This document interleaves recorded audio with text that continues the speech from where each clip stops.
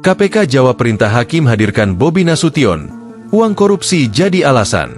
Komisi Pemberantasan Korupsi, KPK, kembali bicara perihal menghadirkan Gubernur Sumatera Utara Bobi Nasution dalam persidangan kasus dugaan korupsi terkait proyek pembangunan jalan di Sumut. Pelaksana tugas, PLT, Deputi Penindakan dan Eksekusi KPK Asep Guntur Rahayu mengatakan, Jaksa Penuntut Umum, JPU, KPK sempat bertanya ulang kepada majelis hakim terkait menghadirkan Bobi dalam sidang.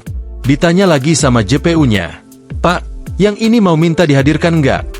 Nah itu tidak dijawab, ujar Asep Guntur di Gedung Merah Putih KPK, Jakarta, Kamis, 20 November 2025. Kemudian, Asep menjelaskan bahwa selama penyidikan kasus tersebut, kelima tersangka tidak pernah memberikan informasi mengenai keterlibatan Bobi Nasution, termasuk Topan Obaja Putra Ginting, Top, yang disebut teman dekat Gubernur Sumut.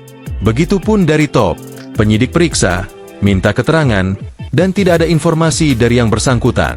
Ya, orang atau beberapa pihak menyatakan bahwa itu teman dekatnya, Pak. Betul, mungkin itu teman dekatnya. Tetapi kan yang kami jadikan landasan adalah informasi atau data yang dimiliki oleh saudara Top maupun saksi lainnya yang melihat, mendengar atau mengalami, ujarnya. Selain itu, dia mengatakan tersangka lain, yakni Muhammad Ahirun Piliang, KIR, tidak pernah menyebut memberikan uang secara langsung kepada Bobi Nasution. Sejauh ini pemeriksaan terhadap saudara KIR ini sebagai pemberi duluan yang diajukan ke pengadilan, itu tidak pernah ada informasi dari KIR ini bertemu. Artinya, menyerahkan uang kepada saudara BN, Bobi Nasution. Tidak ada, katanya.